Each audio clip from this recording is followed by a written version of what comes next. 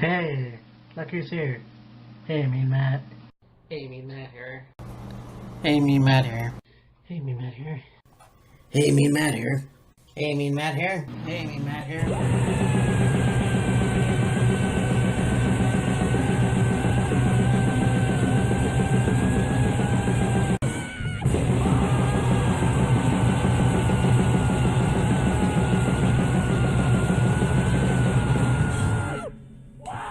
Hey, Mean Matt here. And I know I did a lot of, well, actually, probably just two SmackDown reviews in the last little while. And I figured, you know what? Let's do a Raw one. Because this was a perfect time to do one. It was life-changing. It was very positive. That's what my New Year's resolution was. Yeah. Excuse the noise out in the hall. This was a really good show, but just a surprises as well. So it kicked off the night with the return of Roman Reigns, and obviously he came out to a enormous ovation. You know, very interesting to see that a guy who was booed for the last couple years is now being cheered.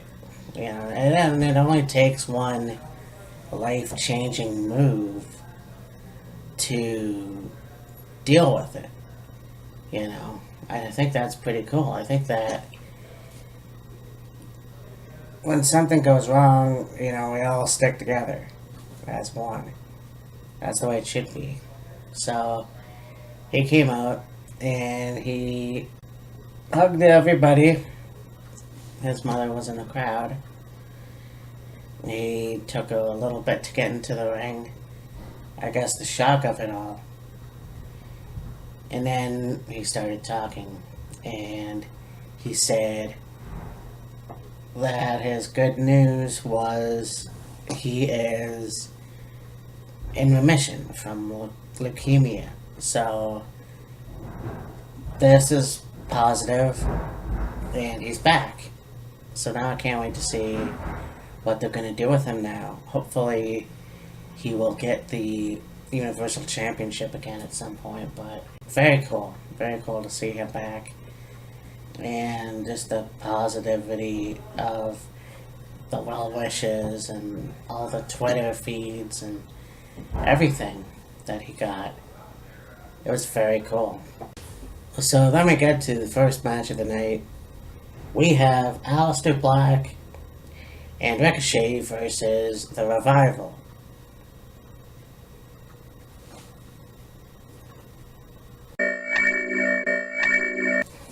So let me get this straight.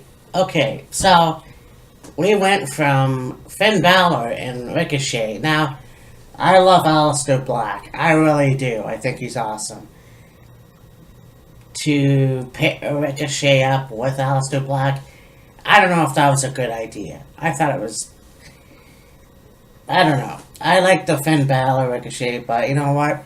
Yeah, it's fine. It's fine because it doesn't look so bad, but when you look at what happened, you got the Raw Tag Team Champions in the Revival. The newly crowned Raw Tag Team Champions in the fucking Revival. And you think, oh, this is going to be fun. Oh, this is awesome. I mean, here's two teams that are finally Tag Team Champions, and it's going to be great. But no, we have to have them lose to Aleister Black and Ricochet, the NXT call-ups. What a fucking waste. So, I don't like it, but we'll see what happens next week. It's just insane how stupid these things are. But nonetheless, I think that the Revival definitely need to step up in their game. And it kind of happens where you have one team who is good and then all of a sudden they're just terrible. Hopefully that's not the case. But then we had Ronda Rousey come out and yeah, she had a match. I can't remember who it was against. But then Becky Lynch came out and basically attacked Ronda Rousey. And then the security came out, including Jamie Noble and Finlay. And they arrested Becky Lynch. And, I wonder who that reminds me of.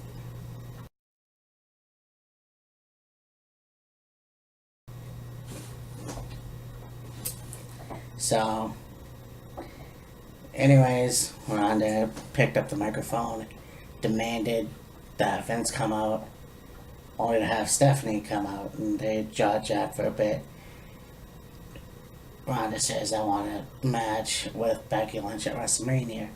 Stephanie said, that's not a chance. Apparently, the 60-day suspension thing, and so Ronda puts the title down and just leaves. So I don't understand what's going on, but I guess they're gonna try to lean towards a match with Ronda and Becky.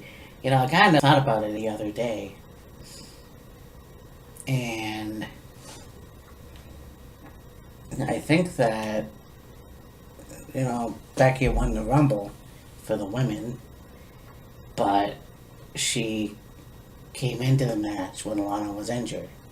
So technically she wasn't involved in the Rumble, or she was, but she wasn't supposed to be. So she won the Rumble anyways, which honestly she earns the right to be in the match at WrestleMania.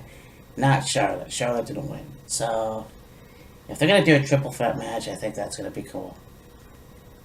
Then we have Kurt Angle versus Jinder Mahal. This was a really good match, despite Kurt being 50 and, whatever. He's still in very good shape. I mean, Jinder is too. He's my age, so, of course. The fact of the matter is, Kurt Angle doing most of the whooping and seeing Jinder Mahal being suplexed a bunch of times and tapping out to the ankle lock. So this is going to be cool to see what happens next for Kurt. And, surprising that Jinder is still in the ring. And who knows the next time we're going to see him.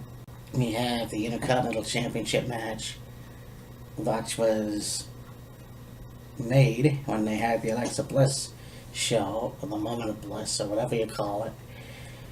I think everybody has had their shot at doing a show, per se.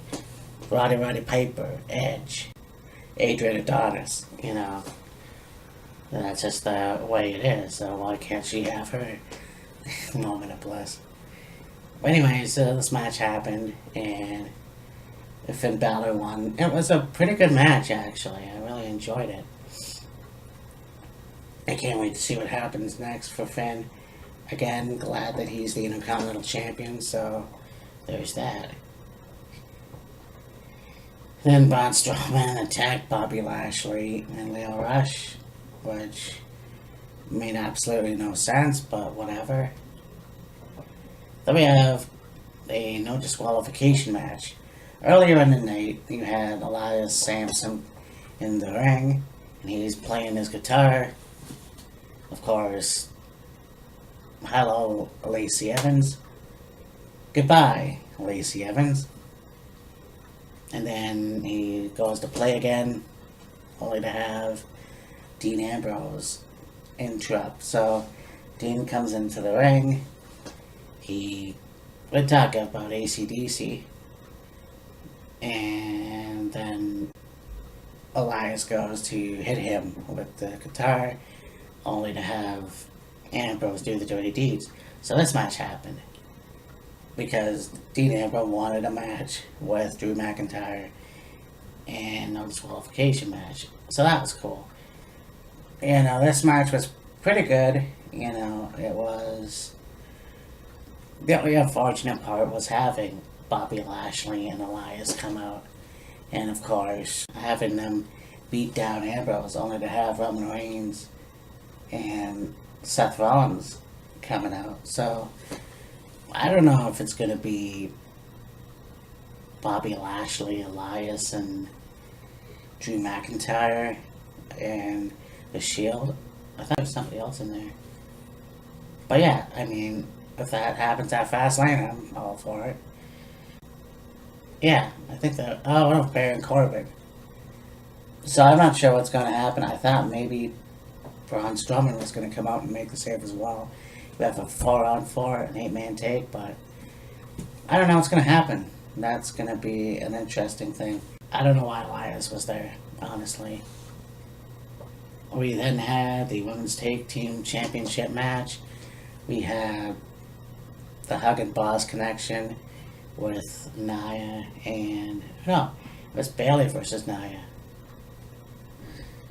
Okay. I just watched the highlights a moment ago, so... I didn't watch Raw last night, but I did watch the highlights. They came out together, so I thought it was... Well, anyways. Yeah, Bayley, was dominated mostly, which is weird because he had Nia chase Bayley and then get thrown into the stairs and then put back into the ring where Bayley hit the elbow and won the match. This is a pretty cool thing to see the women's tag team division have a title now. We'll see what happens. I think it will be Bayley and Sasha versus Nia and Tamina at Fastlane, so who knows. And then we had the Ric Flair celebration. Whoa! And you have Stephanie and Triple H in the ring. You got the wrestlers out in the aisleway. You bring out Sting, Ricky Steamboat. You have Shawn Michaels, who's looking surprisingly younger. Just the way he moved, like nothing is wrong with him. So, and then they tried to call out Ric Flair, and of course Ric Flair didn't show up. So they're waiting, and then the screen comes out, and you see a returning Batista, and he comes into this room, and he's dragging a lifeless Ric Flair. Well, maybe not lifeless, he's hurt. And I think he said something, I don't know what he said exactly, but again, I was just watching highlights and they must have cut it out. I'd like to know what's with that blue nose ring, but anyways, yeah. They're probably looking for a match again with Batista and Triple H at WrestleMania, which is going to be interesting if it does happen. I will say Triple H and The Rock would have been a good idea, but it is what it is. Batista and Triple H too at WrestleMania. Their match at WrestleMania 21 was pretty cool, but we'll see what happens here. I mean, it's going to be one of those things where, there's two supposedly legendary wrestlers, and they teased it at the SmackDown anniversary show. So, we'll see what happens at WrestleMania, if they even bring that shit up. And I'm obviously pretty sure Triple H will win. That's just a guess, and not a spoiler, but anyways, that was a Raw review. I haven't done Raw reviews in years, probably.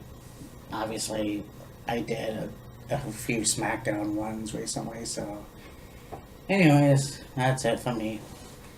Talk to you later. Bye.